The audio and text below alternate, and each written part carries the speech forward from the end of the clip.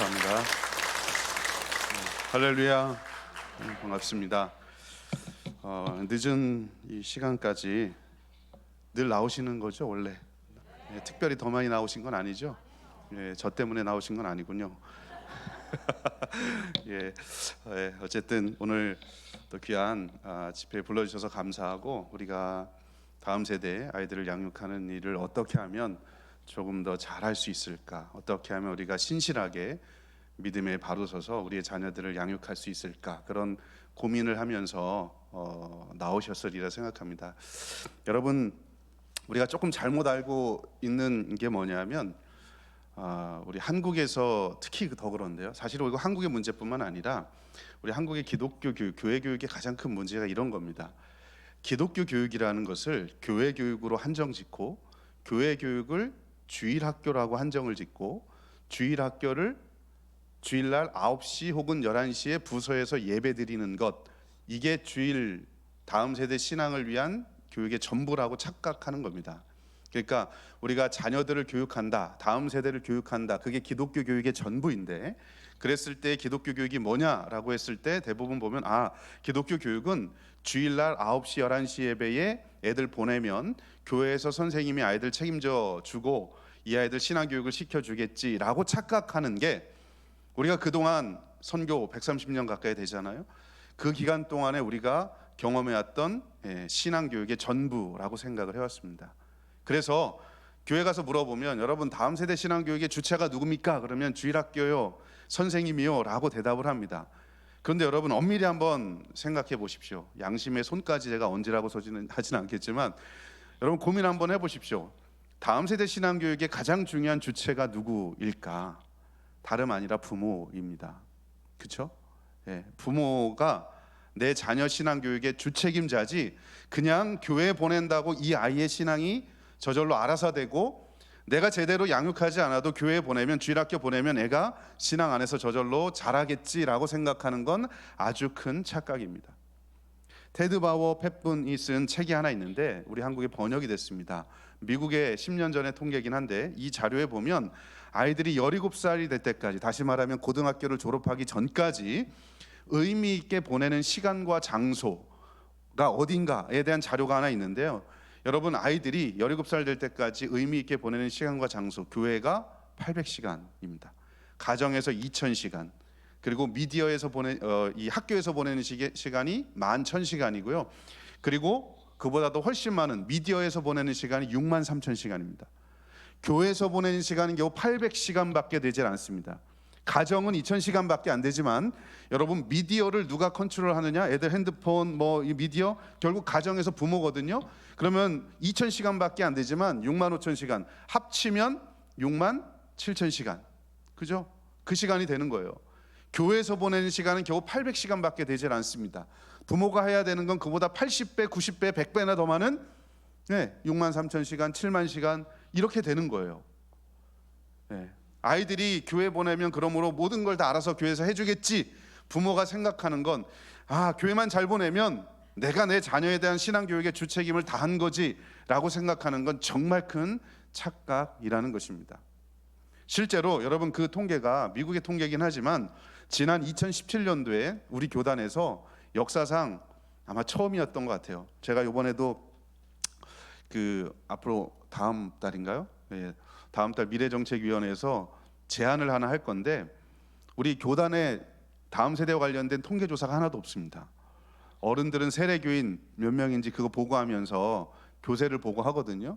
근데 주일학교, 교회학교는 통계가 없어요. 지금도 없습니다. 이거에 대해서 제가 얘기를 좀 할 건데, 어쨌든 2017년도에 그런 비슷한 통계조사를 하나를 했습니다. 아이들이 주일날 교회에서 보내는 시간이 얼마인가, 신앙교육으로 보내는 시간이 얼마인가에 대한 자료 통계조사를 우리 교단에서 했는데요.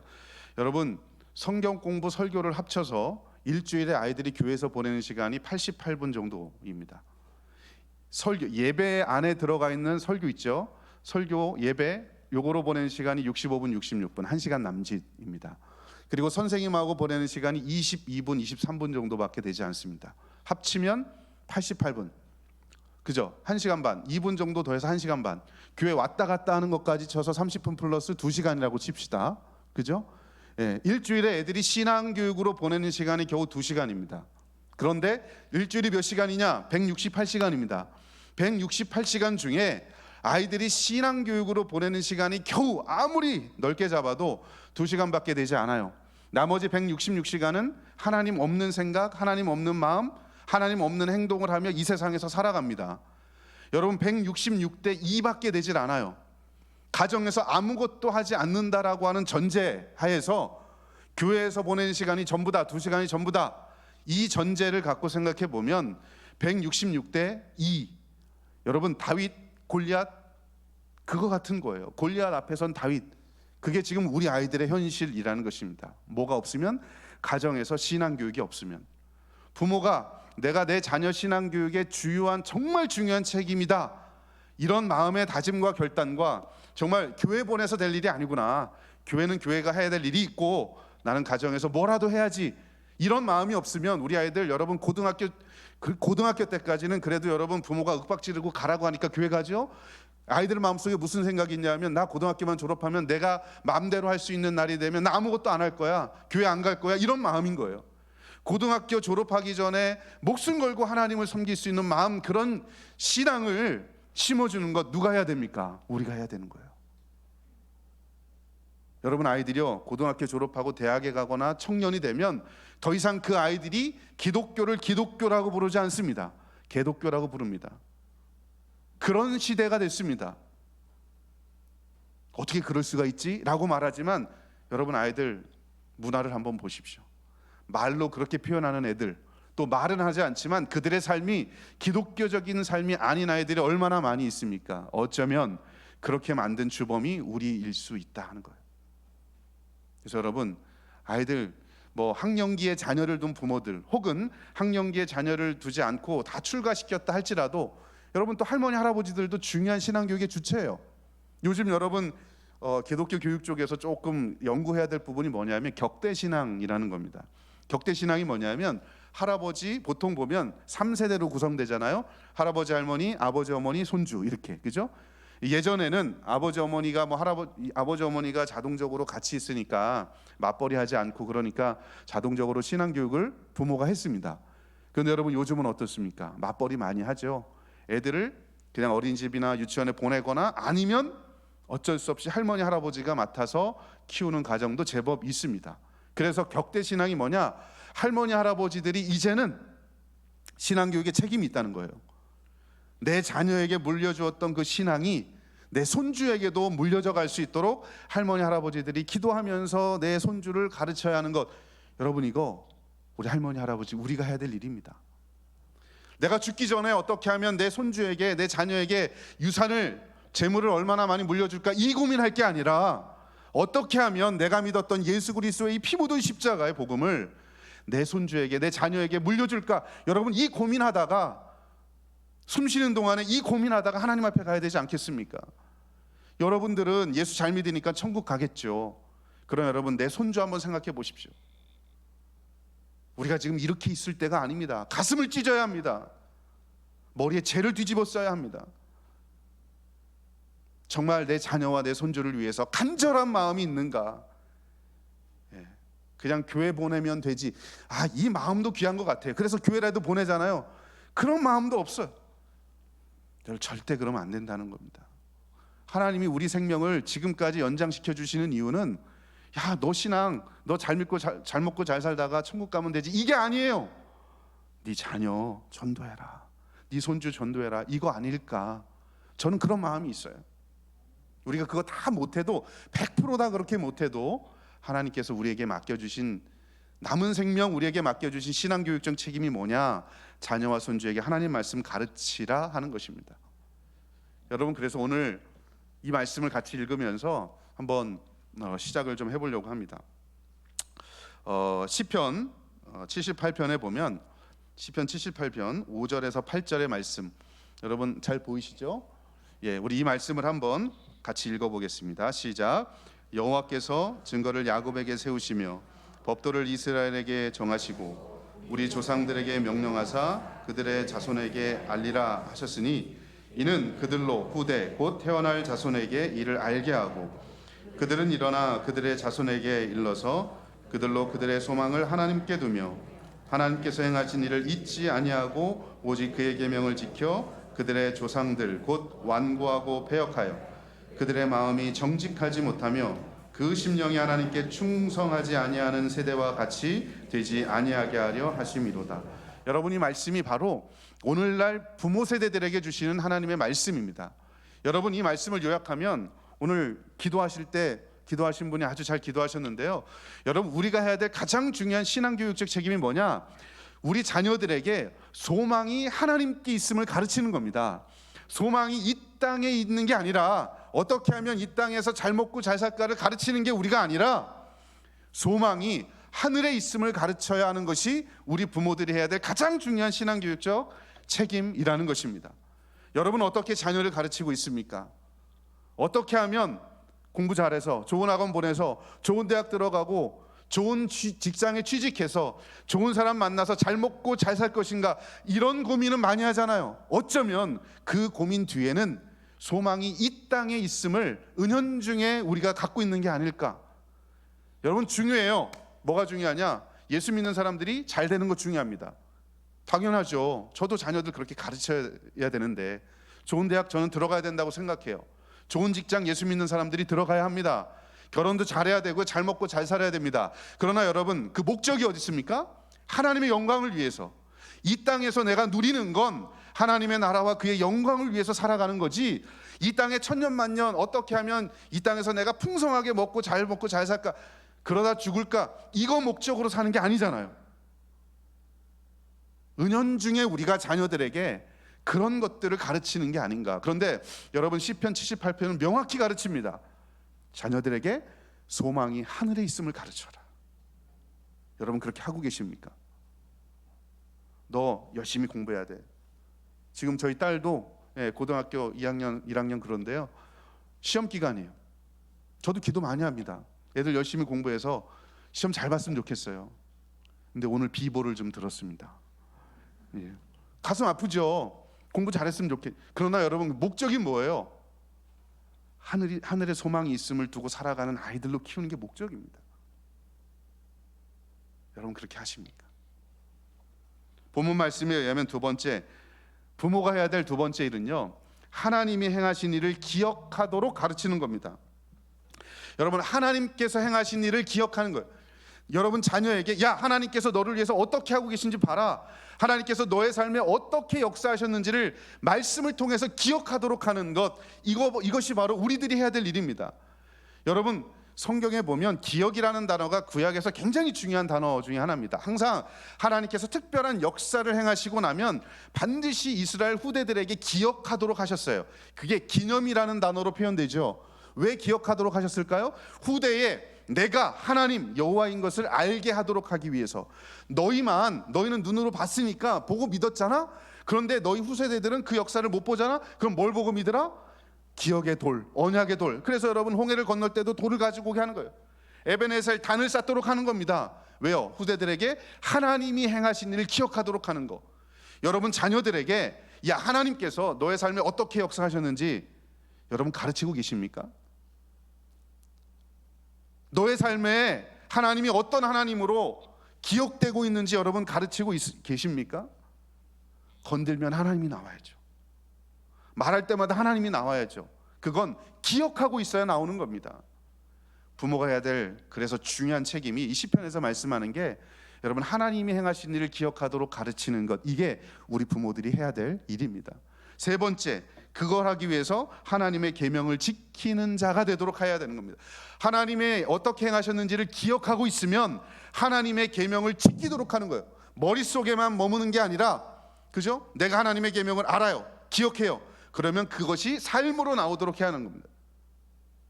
하나님의 계명을 지키는 자녀가 되도록 하는 겁니다. 그냥 주일학교, 교회학교 잘 나가서 말씀 듣고 성경 퀴즈, 성경고사 잘한다고 신앙이 좋은 게 아니라 나의 삶 속에서 하나님의 계명을 지키도록, 자녀가 그런 아이가 되도록. 가치관이 충돌할 때, 여러분, 세속적인 가치관이 밀려올 때 그게 아니야, 하나님의 말씀대로 믿고 살아갈 수 있도록, 그런 가치관을 실현하며 살아갈 수 있도록 가르쳐야 하는 게 우리 부모들이라는 거예요. 이게 시편에 나오는 부모가 해야 될 가장 중요한 책임입니다. 그래서 여러분, 소망이 하늘에 있고 하나님의 말씀을 기억하고 말씀대로 살아가도록 해서 결국 어떤 아이들로 자라게 하느냐, 마지막이 뭐냐, 세상을 거스르고 거룩한 세대로 살아가도록 해야 하는 것, 이게 저와 여러분에게 주신 부모의 사명입니다. 결국은 세상을 거스러 갈 수 있도록, 로마서에 나오는 것처럼 이 세상을 본받지 않고 거스러가며 살아갈 수 있도록 가르쳐야 하는 게 우리 부모들이 해야 될 가장 중요한 책임이라는 겁니다. 세상이 다 예스라고 얘기해도 우리는 노라고 얘기할 줄 알아야 돼요. 세상이 다 노라고 얘기해도 우리는 진리가 여기 있다, 예스라고 얘기할 수 있는 그런 아이들로 키우는 것, 이것이 바로 세상을 거슬러 살아가는 아이들로 키우는 방법입니다. 여러분, 예를 들어 요즘 어떻습니까? 가령 생각해 보세요. 동성애만 한번 생각해 보세요. 지금 2022 교육과정 개정하면서 여러분, 그나마 조금 막았으니까 다행이지, 다 그런 거 찬성합니다. 사랑이란 거 문화로 미화해서 다 예스라고 이야기합니다.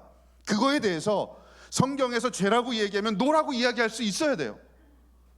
그런 영적인 근육을 가지고 있는 아이들로 키워야 되는 거예요. 세상을 거슬러 갈 수 있도록. 동성애를 찬성하는 게 뭔가 깨어있는 사람처럼 여러분, 그렇게 세상은 가르칩니다. 그런 세상이 다 예스라고 얘기할 때 아니라고 이야기할 수 있는 그런 영적인 근육이 있는 아이들로 키우는 것, 저희가 해야 되지 않겠습니까? 가정에서 부모가 가르쳐야 되지 않겠습니까?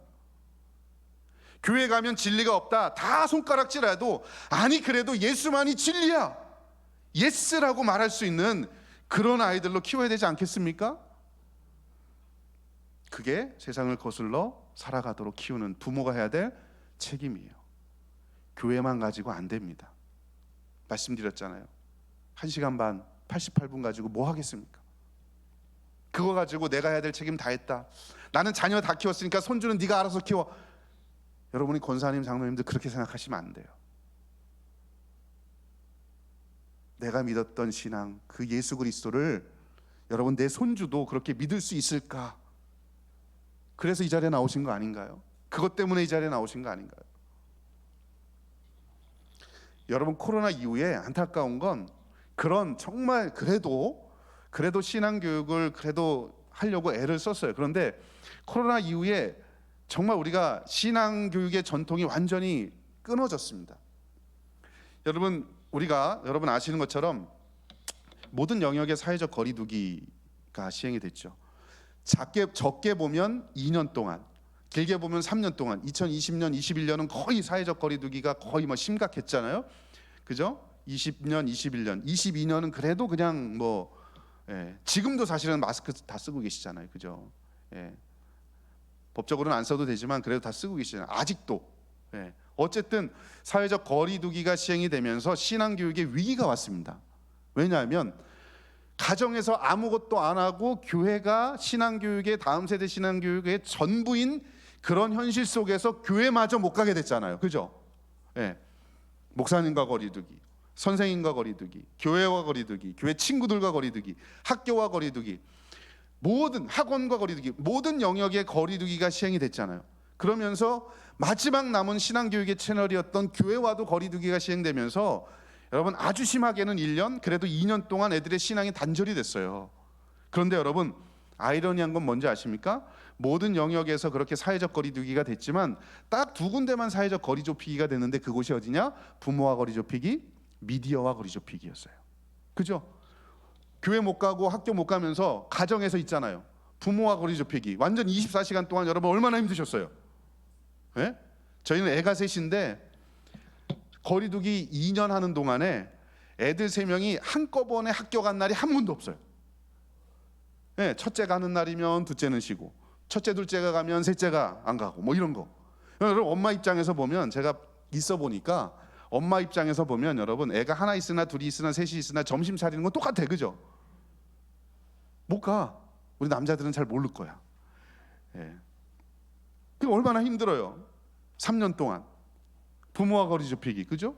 아빠는 그래도 직장이라도 가잖아. 얼마나 힘들었어요. 삼가 위로의 말씀을 드립니다. 또 하나, 여러분, 거리 좁히기가 뭡니까? 미디어와 거리 좁히기예요. 신앙교육도 미디어로 했죠. 학교도 미디어로 했죠. 학원도 미디어로 했죠. 친구와 교제도 미디어로 했죠. 다 미디어로 했잖아. 근데 여러분, 재밌는 거, 그러나 안타까운 건 뭔지 아십니까? 유독 부모와 거리 좁히기, 미디어와 거리 좁히기 이 두 가지가 딱 됐는데 한국 교회가 제일 못하는 두 가지를 꼽으라면 부모가 자녀 신앙 교육하는 거, 또 하나는 미디어를 활용해서 다음 세대를 교육하는 거, 이 두 가지를 제일 못해요. 그렇죠? 저는 코로나19가 다 불편하고 지금도 불편하지만 하나님이 우리에게 하나 깨닫게 해주신 게 뭐냐, 잠깐 멈춰서서 한번 2년 동안 멈춰서서 한번 생각해봐라. 뭐냐면 그동안 원래 제가 이제 설명드릴 건데, 원래 다음 세대 신앙교육의 주책임자는 부모인데 부모가 아닌 것처럼 살아왔던 지난 선교 130년 동안 딱 멈춰서서 아니야, 가정에서 부모가 제일 중요한 신앙교육의 책임자야, 이걸 2년 동안에 느끼게 해주신 거예요. 또 하나, 야 앞으로 니네 애들, 다음 세대 애들 미디어로 거의 다 할 건데 교회만 가면 얼굴만 보고 하는 거로는 이제는 안 돼. 주중에 아이들하고 연결하려면 미디어를 쓰지 않으면 안 돼. 이거 꼭 써야 돼 라고 하는 걸 깨닫게 해주시려고 저는 코로나19를 우리에게 주신 것 같아요. 지혜로운 사람은요, 영적인 눈이 있는 사람은 그걸 보셔야 돼요. 여러분 코로나19 불편하잖아. 지금도 사실 아까 말씀드렸던 대로. 근데 여러분 지혜로운 사람은 이걸 꼭 보셔야 돼요. 왜? 하나님께서, 여러분 우리 개혁주의 신앙의 핵심은 뭐냐? 모든 것이 하나님의 주권과 섭리 가운데 일어난다 믿는 거거든요. 그죠? 여러분 믿으세요? 여기서 말하는 모든 일이 내게 좋은 일만 모든 일이 아니에요. 사고 나는 것도 하나님의 주권과 섭리 가운데 일어나는 거예요. 질병에 걸리는 것도 아무도 원하지 않지만 이 모든 일들이 하나님의 주권과 섭리 가운데 일어나는 겁니다. 코로나19 아무도 원하지 않았어요. 불편해요 지금도. 그러나 이것도 하나님의 섭리 가운데 일어났습니다. 그러면 영적인 눈이 있는 사람은 여기에 하나님의 뜻이 어디 있는 걸 보셔야 돼요. 저는 교육을 하는 사람이니까 교육자 입장에서 보는 거예요. 아, 부모와 거리 좁히기, 미디어와 거리 좁히기, 그동안 우리가 제일 못한 이 두 가지 하나님께서 깨닫게 해주셨구나. 그러면 앞으로 다음 세대 신앙교육 어떻게 해야 될까? 아, 부모와 교회와 가정이 연계해야 되겠구나. 이거 안 하면 안 되는구나.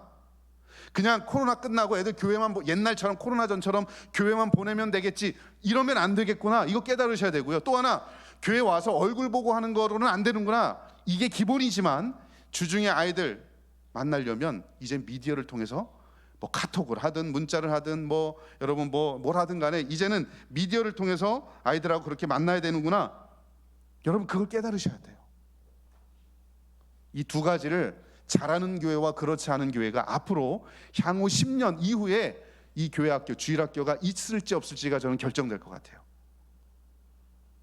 제가 예언을 잘 안 합니다. 네. 근데 예측을 할게요. 예측을. 네. 진짜 여러분 교회가 이제는 가정과 연계해야 돼요. 여러분 입장에서는 교회 보내놓으면 다 되겠지라고 생각하시면 안 돼요. 내가 책임져야 되겠다. 그리고 주중에 선생님이 애들하고 이제 미디어를 통해서 뭐 카톡을 하든 뭐 하든 이런 방식으로 할 때 잘 지켜보면서 미디어를 활용할 수 있도록 가정에서도 도와줘야 되겠다. 이런 마음이 여러분 있으셔야 됩니다. 여러분 왜 부모가 중요하냐? 그리고 여러분 지금 주일학교 교사도 분명히 계실 겁니다. 대부분 보면 원래 주일학교라는 말은 태어나서 죽을 때 노년까지도 다 주일학교예요. 주일날 하는 게 주일학교지, 그죠? 근데 우리는 아까 말씀드렸던 것처럼 주일학교 하면 청소년부까지만 주일학교라고 착각해요. 아니에요. 네, 주일날 유치부에서 모이니까 유치부 주일학교인 거죠. 주일날 노년들이 모이면 노년부 주일학교가 되는 거예요, 원래. 네. 근데 우리는 주일학교를 청소년부까지는 주일학교, 아주 잘못된 생각이죠. 예. 자, 여러분 왜 부모가 중요하고 교회학교 선생님이 왜 중요하냐? 지난 여러분 몇 년 전에 한국의 성인들을 대상으로 조사를 한번 했습니다. 여러분 언제 예수 믿고 교회 구원받아서 교회 나오셨습니까? 라고 물었더니요, 87% 이상이, 조금 과장하면 90%라고 합시다. 거의 90% 가까이가 저는요 청년기 이전에 예수 믿고 구원받고 그래서 성인이 돼서도 어른이 돼서도 시집장가 가서도 교회를 다니고 있습니다 라고 90%가 대답을 했어요. 거의. 적게 보면, 조금 축소해서 보면 청소년기까지, 넓게 보면 청년기까지. 저는 청년기 이전에 혹은 청소년기 전에 주일학교, 그죠? 소위 말하는 우리가 말하는 주일학교, 유초등부, 영유아, 유치부, 요 시기에 교회를 다녔다가 나중에 성인이 돼서도 시집장가 가서도 지금 교회 다니고 있습니다. 이렇게 응답한 비율이 거의 90%라는 겁니다. 여러분, 그 시기에 소위 말하는 교회학교, 주일학교 요 시기에 90%의 가능성 있는 이 시기에 아이들이 가장 많은 접촉을 하는 사람이 누굽니까? 부모예요. 가정에서는 부모, 교회에서는 주일학교 선생님입니다. 그러니까 여러분, 부모가 중요한 거예요. 소위 말하면 내 품 안에 있을 때 내 자녀를 하나님의 말씀으로 가르쳐서 든든한 신앙인으로 가르치지 않으면 이 아이가 성인이 돼서 교회 나올 확률은 10%밖에 안 된다는 거예요. 지금 여러분 품 안에 있을 때 내 손주가 아직 청소년기 이전이잖아요. 그 품 안에 있을 때 이때 승부 걸지 않으면 90%에서 10%로 가능성이 뚝 떨어진다는 겁니다. 여러분, 이게 통계를 보여주는 거예요. 그래도 아마 지금 계신 세대 여러분들은 성인이 돼서 교회 나오신 분들이 꽤 될 겁니다. 그래도 지금은 안 그래요. 오른쪽을 보시면 여러분, 엄마든 아빠든 지금 교회학교 나오는 애들한테 물어봤습니다. 엄마든 아빠든 엄마 아빠 둘이 나오든 하여튼 둘 중에 한 사람이라도 교회를 나오는 부모님 밑에서 나오는 아이들이 85%입니다. 이 말이 뭡니까? 가정에서 부모가 교회 나와야 애들도 교회 나온다. 질적으로 생각해 보면 부모의 신앙이 좋아야 자녀의 신앙도 좋다라고 하는 겁니다. 내가 찬물도 아니고 뜻한 물도 아니고 미직지근하고 한바른 세상에 한바른 교회 어정쩡한 신앙인이면 내 자녀도 그런 신앙인 된다. 아니, 그런 신앙인이라도 되면 그나마 다행이죠. 교회 안 나옵니다. 여러분, 이게 지금 우리가 맞닥뜨린 현실이에요. 그래서 여러분, 청소년기까지 가장 많은 상호작용을 하는 대상이 누굽니까? 교회에서는 선생님이지만 더 많은 시간을 가정에서 부모가 책임지는 시기라는 겁니다. 그만큼 중요해요. 여러분, 그런 시급함과 긴박함을 가지고 자녀를 대하고 계십니까? 제가 얼마 전에 자료를 조사하다가 재미있는 자료를 하나 발견했습니다. 여러분, 청년이 돼서도 교회를 떠나지 않았던 상위 25%를 조사를 해봤더니 이 5가지 특징이 있었습니다. 이게 다 있을 수도 있고 이 중에 몇 가지라도 있을 수 있습니다. 여러분, 청년기가 되면 시답지 않은 사람들, 청소년기까지 신앙이 그리 좋지 않았던 사람들 다 떨어져 나가요. 그런데 청년이 돼서도 교회를 다니는 사람들, 정말 신실한 아이들을 조사해봤더니 이 5가지 특징이 있었대요. 첫째, 가족이 일주일에 5번 정도 함께 저녁 식사를 했답니다. 둘째, 가족이 함께 사역의 현장에서 섬기는 경험을 해봤답니다. 엄마랑 아빠랑 같이, 아이들하고 같이 뭔가를 그래도 봉사활동이라도 같이 해봤던 경험이 있는 아이들. 셋째, 주중에 가정에서 신앙활동을 하나라도 하며 자란 아이들. 그게 가정예배든 큐티든 뭐든 간에 하여튼 가정에서 뭐라도 신앙교육을 받았던 아이들.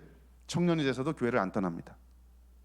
넷째, 자녀가 사역의 현장에서 책임 맡아본 경험. 예를 들면 청소년부 다니면서 회장을 한다든지 찬양팀을 한다든지 전도를 해봤다든지 팀장을 한다든지, 그죠? 교회에서 아이들이 뭐래도 섬겨본 경험이 있었던 아이들.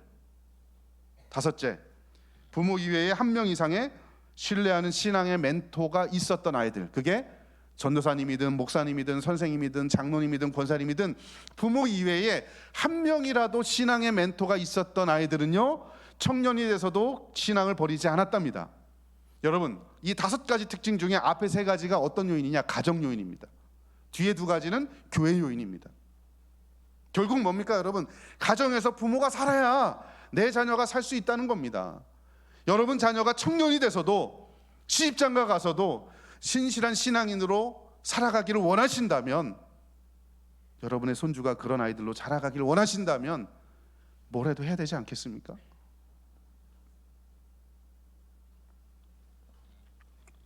부모가 이만큼 중요한 거예요. 여러분, 부모 중에 특별히 중요한 대상이 있습니다. 그게 누구냐? 아빠입니다. 엄마보다 중요해서가 아니라 엄마는 그냥 중요한 거고, 엄마는 기본값이고 아빠는 변수값이에요. 아빠만 잘하면 돼. 여기도 보세요. 지금 여성들이 80%잖아요. 엄마는 그냥 잘해요. 아빠들 각성하셔야 됩니다. 예, 우리 여기 장로님들, 집사님들 계신데, 예, 어차피 제가 한 번 오고 안 올 거니까 이런 얘기 해도 되긴 됩니다만은, 예, 여러분 진짜예요. 잘하셔야 돼, 남자가. 자, 우리나라 통계는 아니지만 하나는 미국 USC 대학에서 한 연구고요, 하나는 스위스 통계인데요. 여러분, 아버지와 엄마, 왼쪽 거 까만색을 한번 보세요. 엄마는 그냥 기본값이에요. 엄마랑은 그냥 관계가 좋은 거야. 그런데 아빠랑 관계도가 높은 아이는 자녀의 종교적인 헌신도가 56%. 그런데 아빠랑 관계도가 낮은 아이는 이 아이가 커서 종교적 헌신도가 36%. 낮죠? 아빠가 중요해요. 아빠가 변수예요. 아빠만 잘하면 돼요. 저 같은 사람. 엄마는 그냥 잘하니까. 기도하러 우리 남성분들 굉장히 기분 나쁘실 텐데, 기도하러 오는 것도 보세요. 우리 여성분들이 이렇게 많이 오시잖아요. 한이 많아서, 그죠? 네. 우리 한국 사회는 특히 여성분들이 한이 많잖아요. 실제로 여러분, 제 연구에서도 나왔는데 여성분들이 종교성이 훨씬 더 강해요. 네. 오른쪽에 보시면, 여러분 여기 보면, 자, 부모의 교회 출석도에 따라서 성인이 된 자녀의 출석률이 나오는데요. 자, 세 가지 케이스 다 엄마는 다 다닌다. 이게 기본값이에요. 근데 이제 아빠가 변수예요. 자, 엄마는 잘해. 근데 아빠가 안 다녀. 엄마는 다니는데 아빠가 안 다녀. 그러면 자녀가 성인이 돼서 교회 출석하는 비율이 39%입니다. 자, 엄마는 잘 다니고 아빠가 불규칙적으로라도 다녀. 그러면 자녀가 성인이 돼서 교회 다니는 확률이 62%입니다. 그런데 엄마도 다니고 아빠도 정기적으로 다니면 자녀가 성인이 돼서 교회 다니는 비율 혹은 확률이 74%입니다. 그 여러분 뭐예요? 부모가 중요하다. 그 중에 누가 더 중요하다? 아빠가. 부부싸움 하지 마시고, 우리 여자분들은 어떻게 기도하셔야 돼요? 남편을 위해서 기도하셔야 돼요. 우리 남편 정말 하나님을 신실하게 섬기는 사람 되게 해달라고. 그래야 그 신앙이 자녀에게 그대로 투영이 됩니다. 여러분 자녀 잘 되게 하고 싶으시면, 여러분 이 자리에 나오셨잖아요. 왼수 같은 남편일지라도 남편을 위해서 기도하시는 거예요. 성경이 뭐라고 얘기합니까? 원수를 사랑하라. 남편을 사랑하는 거죠. 예? 그만큼 부모가 중요한 거예요. 그 중에 아빠가 정말 우리 청년들, 결혼 안 하신 청년들 계신데, 정말 예수 안 믿는 배우자, 내가 그냥 좋아, 예수 안 믿어, 내가 결혼하면 전도하겠지, 정말 쉽지 않아요. 근데 요즘에 청년들이 안 믿는 사람들이 너무 많으니까 너무 답답한 거예요. 그죠? 믿는 사람들끼리 결혼해야지 그나마 이게 되는데, 안 믿는 사람들이 더 많으니까 이게 참 어려운 것 같아요. 근데 정말 제가 주변에 봐도 안 믿는 사람, 결혼하기 전에 청년 때, 남자든 여자든 청년 때 신앙은 좋았는데 안 믿는 사람하고 결혼해서 신앙이 더 좋아진 사람, 그리고 배우자를 전도한 사람은 흔치 않아요. 근데 그게 그 배우자 혹은 당사자에게만 영향을 미치는 게 아니라, 여러분 보세요, 내 자녀의 신앙에도 영향을 미칩니다. 정말 이게 심각한 얘기입니다. 그렇다고 결혼을 미룰 수도 없고, 한 30년 살았는데 그 뭐밖에 없어요? 기도밖에 없는 거지. 내 자녀를 위해서. 그만큼 중요해요. 여러분, 그런데 이렇게 부모가 중요한데 가정에서 부모의 신앙교육적 역량은 어느 정도? 자, 여러분, 이게 지금 2017년 자료니까요. 여러분, 코로나 오기 전입니다. 코로나 오고 난 다음의 자료를 보면 이보다 훨씬 더 낮아요. 코로나 오기 전에 여러분, 가정에서 뭐라도 한다? 39%, 40% 정도 됩니다. 뭐 아무것도 안 한다? 60%. 예, 조금 과장해서 이야기하면 3분의 2는 아무것도 안 해요. 그만큼 부모가 중요한데, 가정이 중요한데, 가정에서 그럼 가정 자녀를 위해서 뭐라도 하십니까? 3분의 2가 아무것도 안 하는 겁니다. 오른쪽에 보시면 내가 자녀 신앙교육의 주책임자다 라고 인식은 해요. 그런데 가정 예배 드리십니까? 5점 만점에 3점도 안 돼. 중간 점수도 안 됩니다. 안 한다는 얘기입니다. 내가 그만큼 중요하다. 내 자녀 신앙교육의 주책임자고 중요한 사람이다. 인식은 하지만 그렇게 중요하다고 생각되면 자녀를 위해서 기도로 눈물로 주님 앞에 나아가야 하고 기도해야 하고 무릎 꿇어야 되는데 우리가 안 한다. 이게 지금 자료, 통계 자료입니다. 얼마나 가슴 아픈 현실일까요? 그러면 여러분, 교육은 못해도 세계 가치관이라도 좋아야 돼요. 가정 예배는 못하고 가정하고 큐티는 못해도 그래도 부모의 삶과 말 속에서 자녀에게 본이 될 수 있는 가치관, 세계관이 기독교적이어야 하는데, 여러분 충격적인 결과가 뭔지 아십니까? 한국의 자료는 아니지만 미국의 애리조나 크리스천 유니버시티라는 곳에서 리서치를 하나 했습니다. 이게 미국의 바나 리서치하고 같이 굉장히 제일 큰 기독교 연구 단체가 바나 리서치인데요. 여기랑 같이 연구한 자료가 있는데 충격적인 결과가 나왔습니다. 미국인들이지만 저는 우리나라도 비슷하다고 봐요. 어떤 내용이냐? 예수 믿는 부모들을 대상으로 물어봤습니다. 교회 다니십니까? 예. 라고 체크한 부모들만 대상으로 따로 조사를 해봤더니 기독교 세계관, 교회를 다니는데 기독교 세계관을 가지고 있는 비율이 겨우 4%밖에 안 돼요. 96%는 혼합주의입니다. 한 발은 교회, 한 발은 세상. 순전한 기독교 세계관을 가진 부모가 4%밖에 안 된다는 거예요.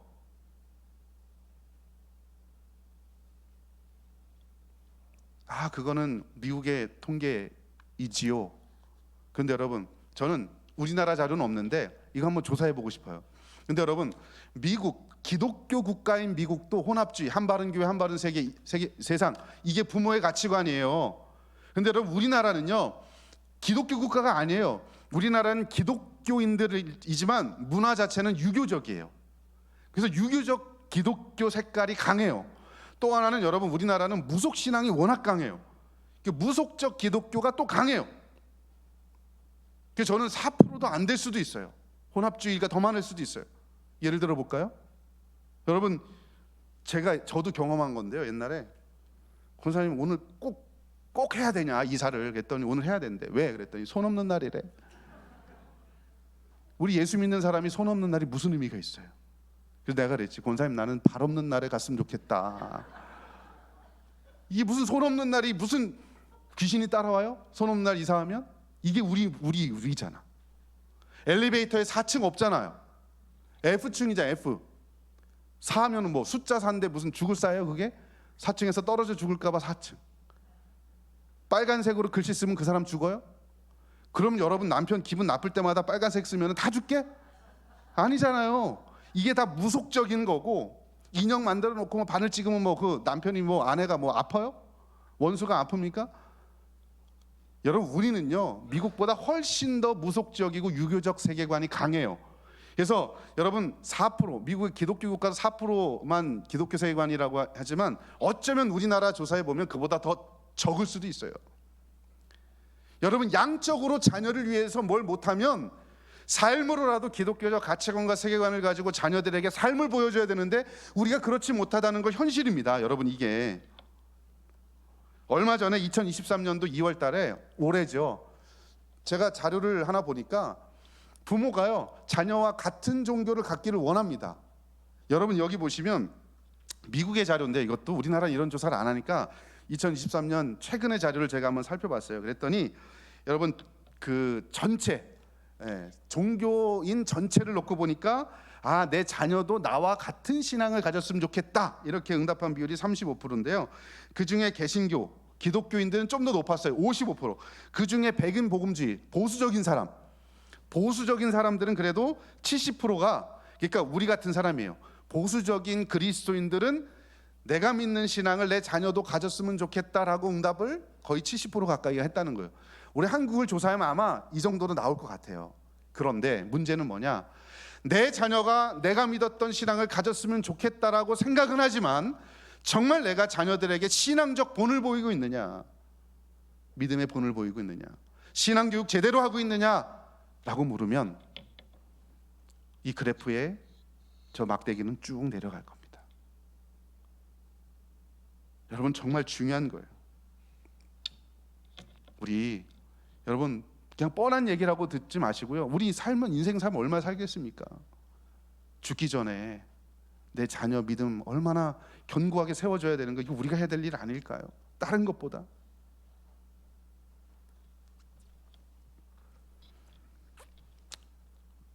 여러분, 주일학교만으로는 부족합니다. 왜 주일학교가 해야 되는 걸로 착각하게 됐느냐, 다음 세대 신앙교육은 주일학교가 해야 되는 걸로 착각했느냐, 이런 역사적 배경이 있습니다.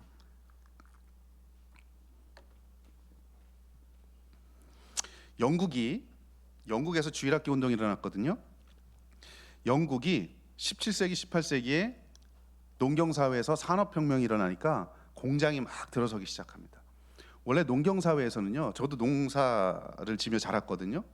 딱 보시면 알겠지만 저는 생긴 것 같지 않게 시골 출신입니다. 예, 굉장히 예, 잠 깨시라고. 예. 시골에서 자라면 3세대가 항상 함께합니다. 할아버지 계시고 아버지 계시고 나이 있고 밥 먹을 때도 같이 먹고 일할 때도 같이 하고 뭐 잘 때도 같이 자고, 그죠? 그러니까 자연스럽게 할아버지의 본을 아버지가, 아버지의 본을 또 자녀 손주가 할아버지 아버지를 보면서 자라요. 영국도 그랬어요, 농경 사회에서. 그런데 여러분, 산업혁명이 일어나면서 공장이 세워지기 시작했습니다. 그러니까 농사 짓던 사람들이 돈을 벌기 위해서 공장으로 가요. 그러니까 자녀들이 방치가 됩니다. 공장으로 가니까 도시가 생기기 시작하잖아요. 그래서 산업화, 도시화가 되기 시작하면서 공장으로 가고, 낮 시간에 아이들이 부모와 있는 시간이 점점 줄어들고, 심지어 공장이 생기고 노동력이 부족하니까 애들도 공장에 끌려가서 일하고. 실제로 여러분, 몇 개월 전에 그 TVN에서 방송했던 벌거벗은 세계사 영국 산업혁명 편을 보시면 TV에 나왔어요. 여러분, 아이들의 사망률이 그때 꽤 높았는데, 그때 아이들이 죽었던 여러 가지 이유 중에 높았던 것 중에 하나가 뭐였냐면, 아이들이 여러분 공장 굴뚝 닦다가 죽은 애들이 많았습니다.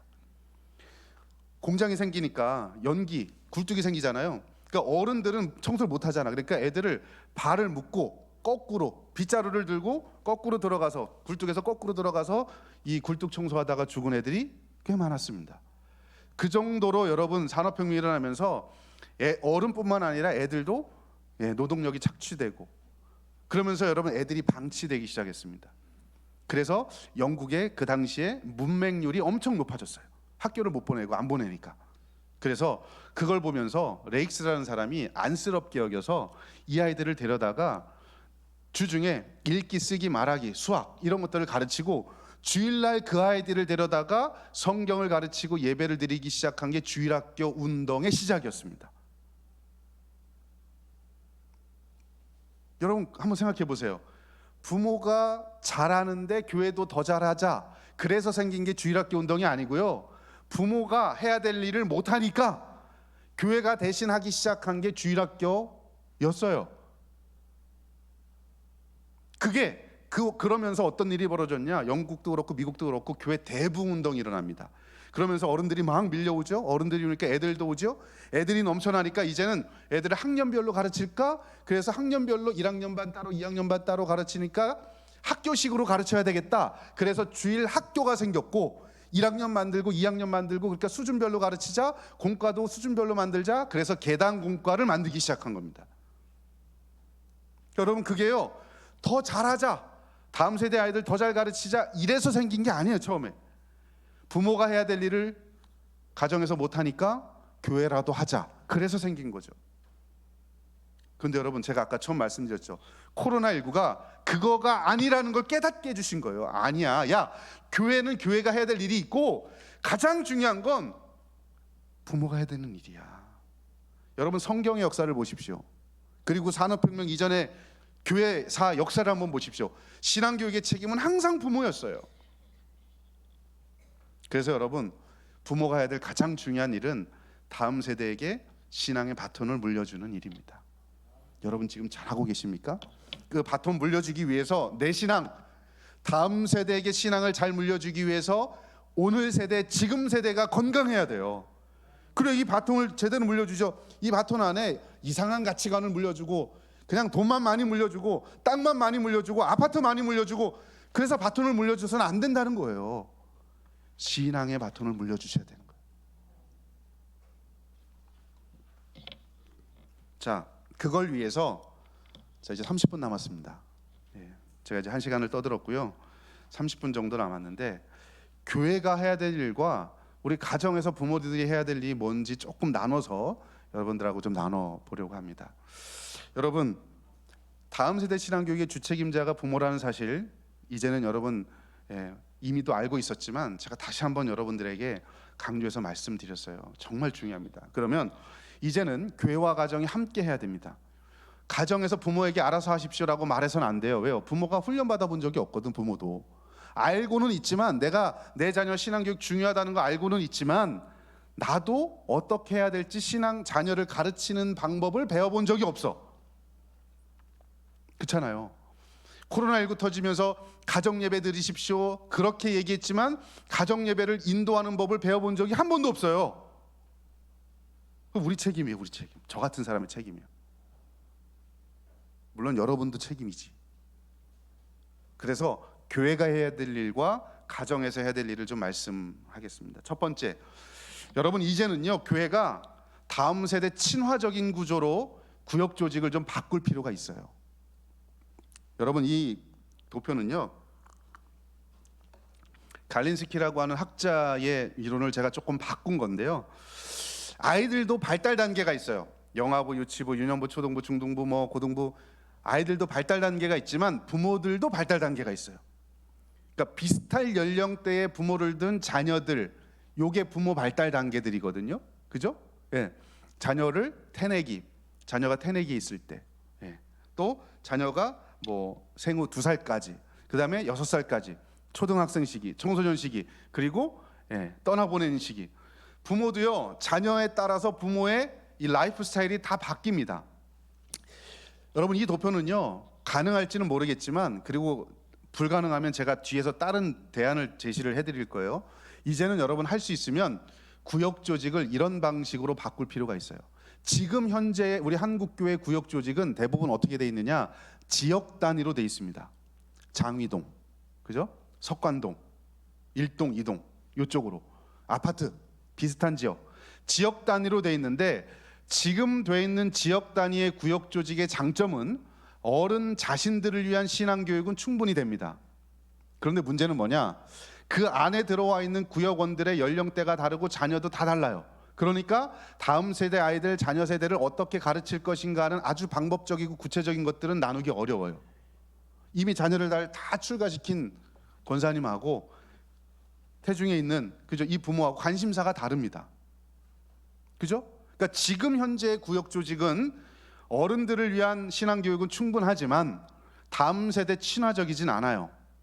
그래서 할 수 있으면 부모 발달 단계에 따라서 구역 조직을 편성할 필요가 있습니다. 그러니까 비슷한 연령대의 자녀를 둔 부모들끼리 구역을 묶어주는 거죠. 근데 이게 뜬금없는 소리가 아닌 게, 우리 한국교회의 장점 중에 하나는 구역 조직도 있지만 남전도회, 여전도회 조직도 있어요. 대부분 남녀전도회가 어떻게 구성되어 있느냐? 비슷한 연령대로 구성되어 있어요. 그죠? 그렇게 묶여주면 돼요. 그걸 통합하셔서 이제 효율적으로 같이 소그룹을 운영을 하는 거죠.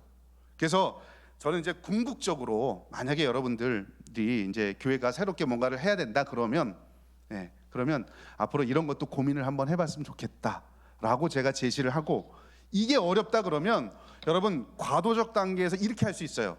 지금 학령기의 자녀를 둔 부모들, 그 학령기의 자녀들은 유년부, 초등부, 중등부, 고등부 다 있잖아요. 그 부서에서 학부모위원회를 만드는 거예요. 그래서 어머니들이, 그 엄마들이 구역 엄마들에게만 한정돼서 구역을 만들어 주는 거죠. 이 부모들을 대상으로 유년부의 자녀들을 둔 부모들끼리 주중에 낮 시간에 모여서 커피 브레이크, 차 한잔 하면서 신앙교육, 자기들 성경 공부도 하고, 그리고 자녀에 대한 신앙도 같이 나누고, 이런 엄마들끼리 모일 수 있는 소그룹을 부서에서 만들어 주는 거죠. 이거 어렵지 않아요. 매주 하기 어려우면 한 달에 2번만 하셔도 돼요. 한 달에 1번만 해도 되고. 우리 아주머니들은 모이기 쉽잖아요. 그죠? 지금도 여러분 보시면 애들 학교 보내고 10시부터 1시까지 동네 아줌마들하고 모이시잖아. 그리고 헤어질 때 중요한 얘기 내일 또 하자, 이걸 1년 내내 하잖아요. 그죠? 어차피 모이지 말라 해도 모이잖아요. 이걸 교회가 해주는 겁니다. 한 달에 1번으로부터 시작하시고, 이게 잘 되면 한 달에 2번 하시고, 이렇게 해서 엄마 속으로. 우리 권사님들끼리 모여서 밥만 먹으러 가지 마시고, 꽃만 구경하러 가지 마시고, 꽃 보러 가서 우리 손주 어떻게 구경할 거가 아니라 우리 손주 어떻게 가르칠까, 나는 이렇게 해보니까 손주하고 이게 대화가 되던데, 그런 건 안 오시는 거예요. 권사님들은. 예, 놀러 가시기도 하시고, 일산에 한번 놀러 오세요. 예, 지금 꽃박람회 하고 있습니다. 제 집이 일산입니다. 오셔서 같이 꽃도 구경하시고, 김권사 박권사 같이 그리고 나서 거기서 기도도 하시고, 그렇게 비슷한 연령대의 자녀를 둔 부모들끼리 소그룹을 묶어주는 거예요. 할 수 있어요. 그 안에서 신앙적인 걸 나누는 거죠. 엄마 소그룹, 아빠 소그룹, 이게 데디 스톡이라는 건데요, 실제로 하는 모습입니다. 아빠들은 우리 한국적 상황에서 매주 모이기 어렵고요, 직장 생활을 주로 많이 하시잖아요. 물론 지금 우리 여성분들도 많이 하시지만 아직까지는 남자들이 많이 하잖아요. 그러면 남자들은 분기에 한 번이나 한 달에 한 번 정도 아빠들이 모여서 데디 스톡이라고 모이는 거예요. 여러분, 아빠들은 재밌는 게 뭐냐면 거국적인 얘기를 많이 해요. 우리 한국의 교육이 이러면 안 되는데부터 시작해서, 그죠? 예, 입시 제도가 이러면 안 되는데 뭐 이런 거. 예, 교육부 장관이 뭐 바뀔 거 하나도 없지만 그런 얘기를 해요. 그래도 아빠들이 큰 우산들, 가치관, 방향성, 이런 것들을 저 안에서 나눌 수 있도록 해주고, 학원 얘기 이런 건 아빠들 안 하거든요.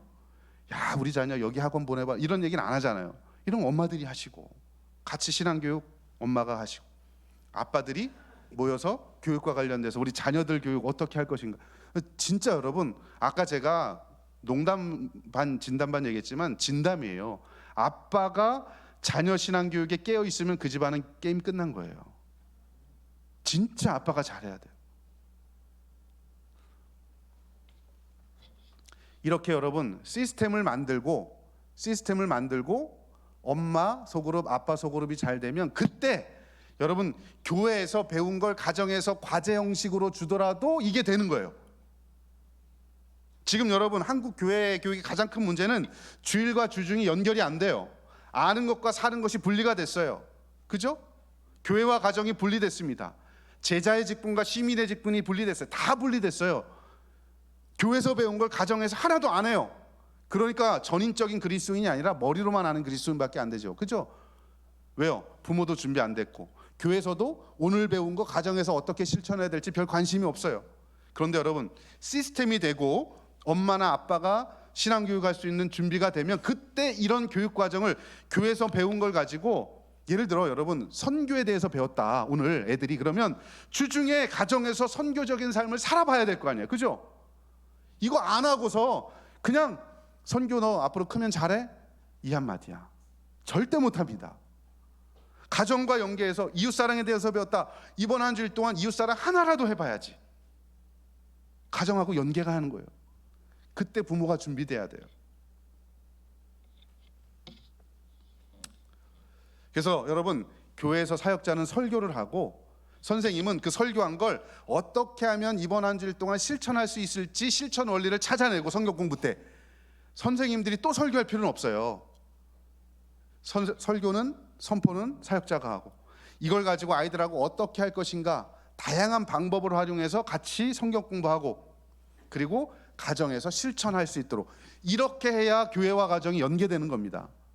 시스템 만들고 엄마 아빠 준비시키고, 그리고 교회와 가정이 연계할 수 있는, 교회에서도 배우면 그냥 끝내지 마시고 과제 형식으로 선생님들도 하나 내주셔야 돼요.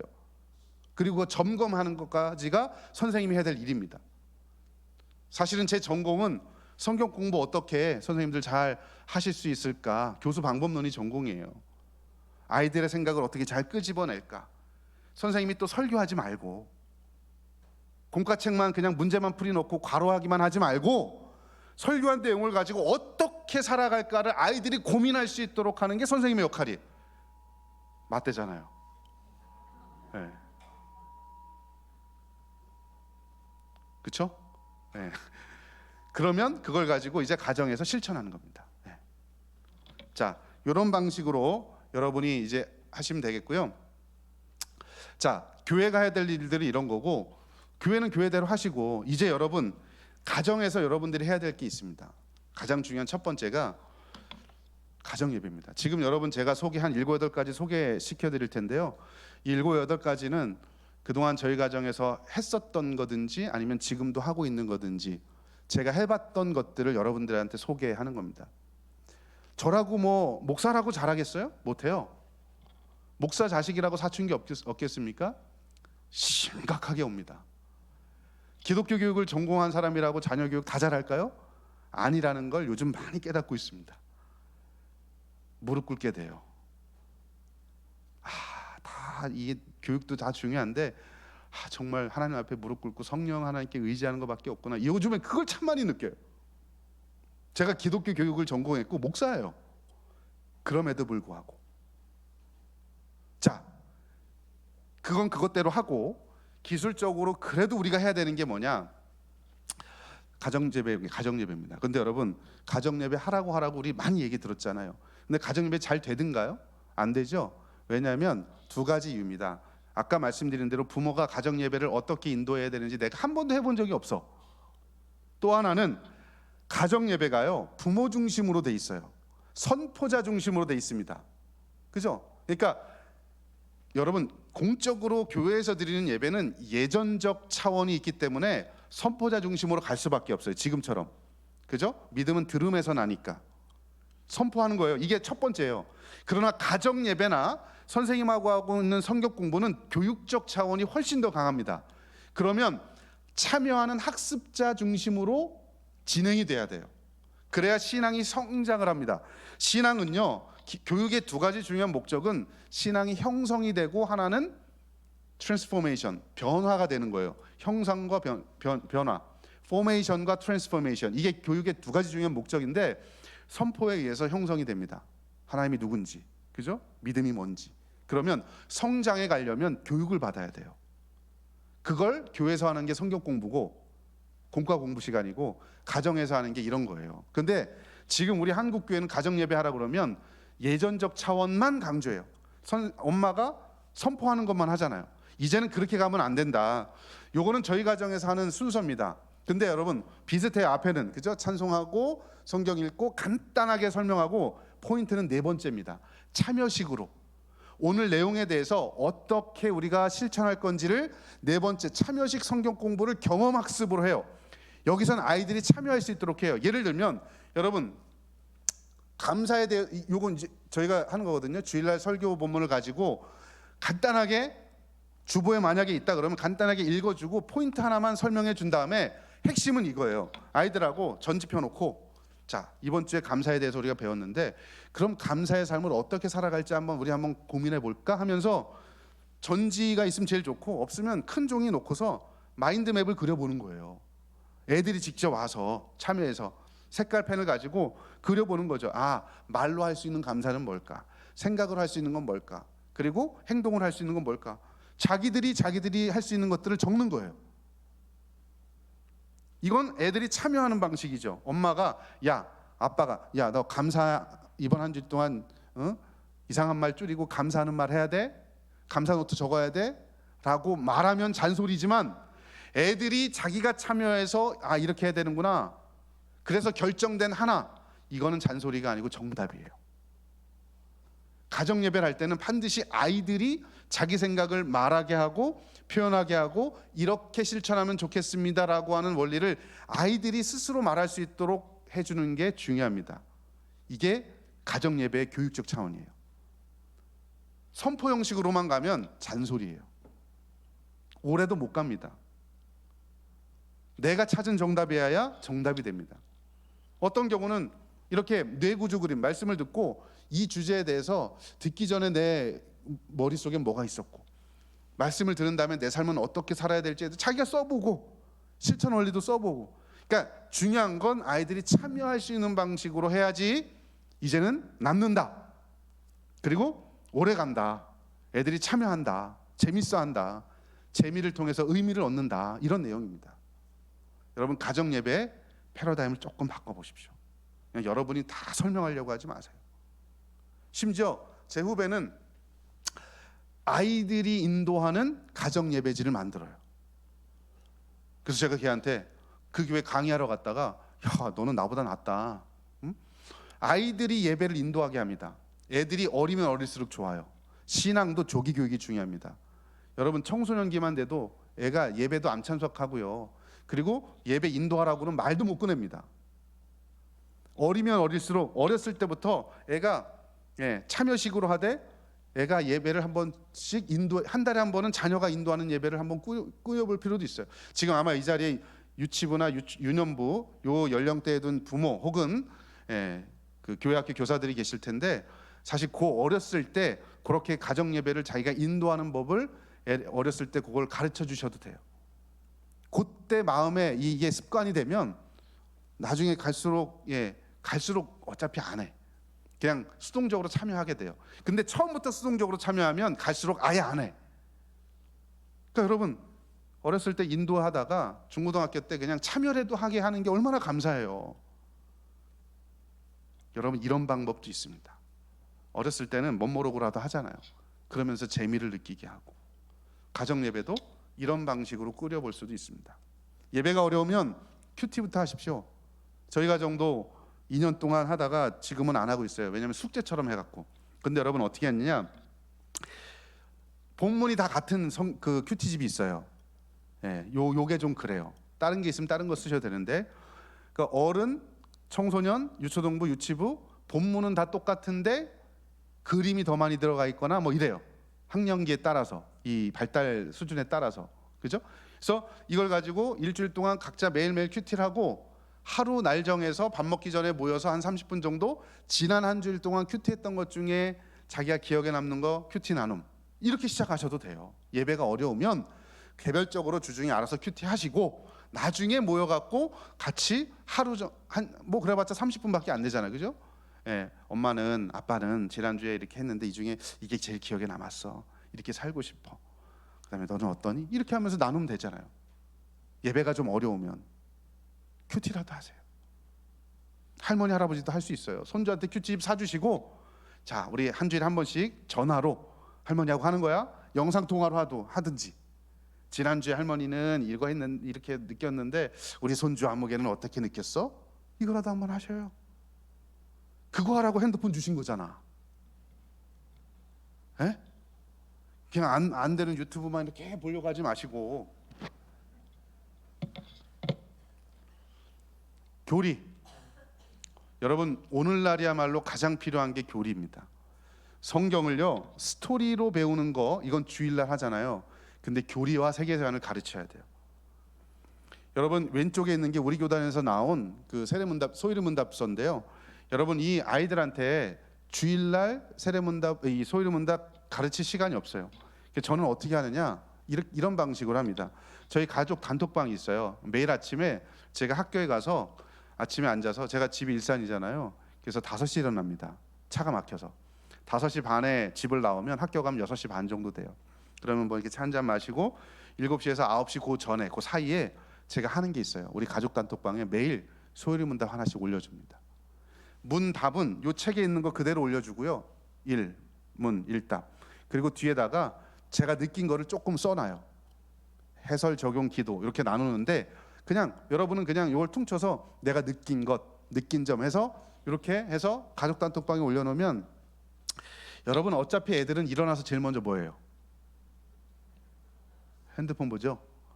우리 애는 일어나서 통성기도로 시작합니다. 뭐 이런 애 있어요? 없을 겁니다. 대부분 다 일어나서 첫 번째 핸드폰 봅니다. 그러면 어차피 핸드폰 보는 거 교리를 보면서 시작해라. 이게 미디어를 이용하는 겁니다. 쓰지 말라고만 하지 말고 우리가 활용할 수 있는 법을 사용하면 되는 거예요. 제가 학교 가는 날은 거의 매일 합니다. 지금은 저희가 하이델베르그 소위르문답 107문까지 있거든요. 다 끝났고 하이델베르그 문답 115번 오늘 금요일이죠. 어제 115번 하이델베르그 문답을 했습니다. 169문까지 있는 것 같아요. 저기 하이델베르그 문답은 저희도 이제 끝까지 가고 있어요. 보든지 안 보든지 그래도 하나씩 올려주면 그래도 지금 다 제 아내도 그렇고 애들도 자기가 읽고서 아멘 아멘 아멘 저기 달아놓는 거예요. 여러분 이렇게라도 가정에서 하실 수 있잖아요. 엄마가 조금 먼저 일어나서 말씀 묵상하고 말씀 어려우면 교리집 가지고서 하루에 하나 여러분 이거 하는데 5분도 안 걸려요. 하루하나 보고서 여기서 느낀 점 적어놓고 이렇게라도 신앙교육 하셔야 될 거 아니에요. 기독교 세계관, 여러분 아이들 청소년 지나기 전에 무조건 세계관 교육해야 됩니다. 세계관은요, 세상을 바라보는 관점입니다.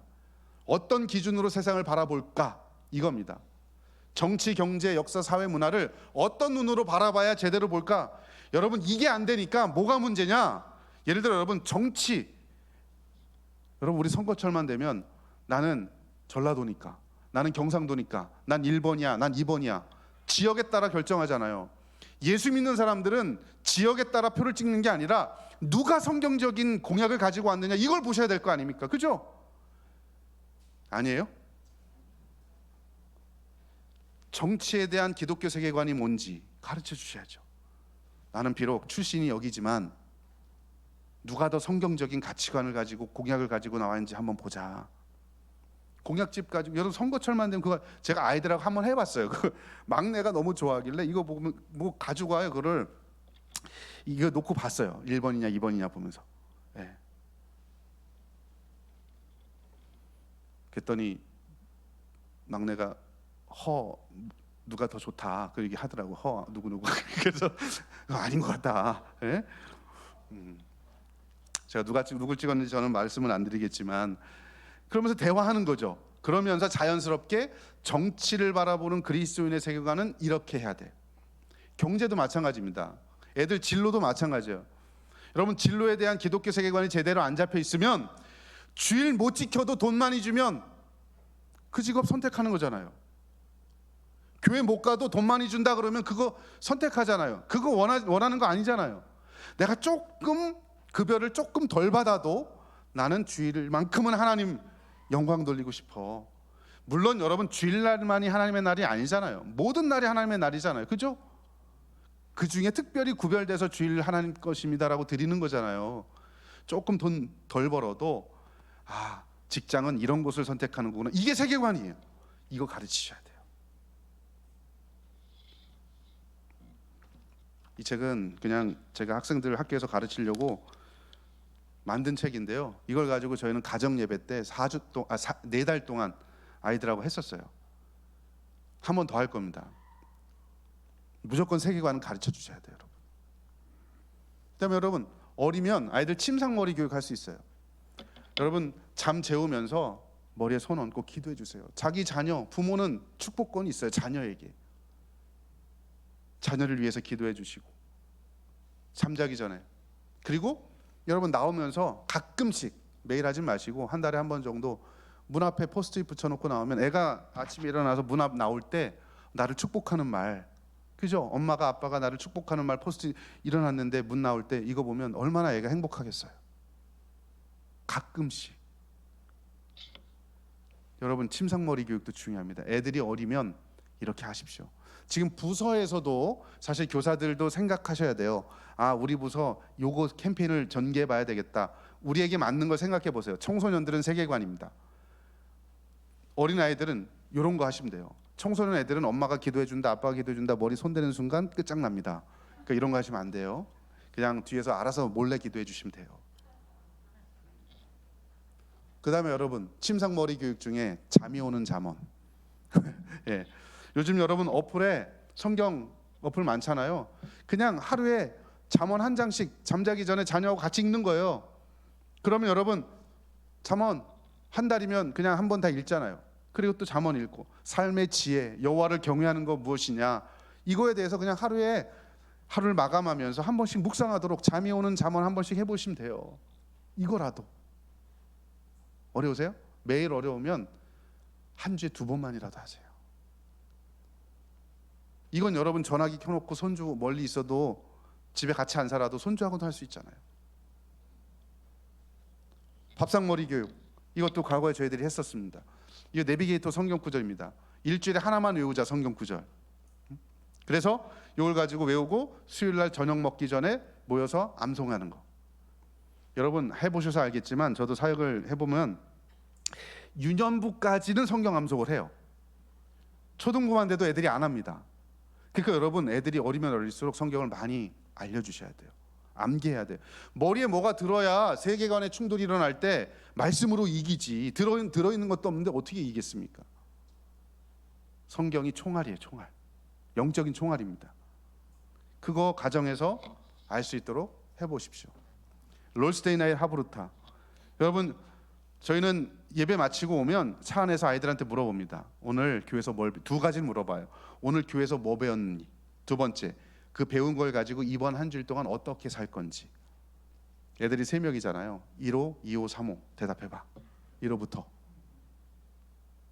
요즘은 1호가 말을 안 들어서 3호부터 시작합니다.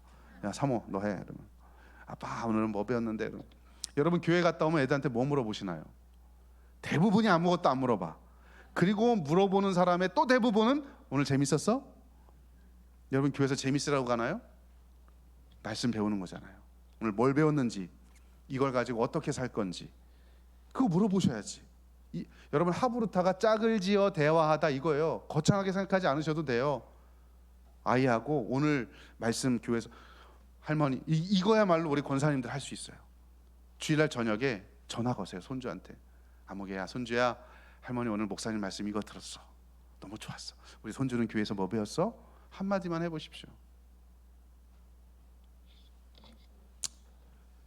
자 여러분 이제 마치겠습니다.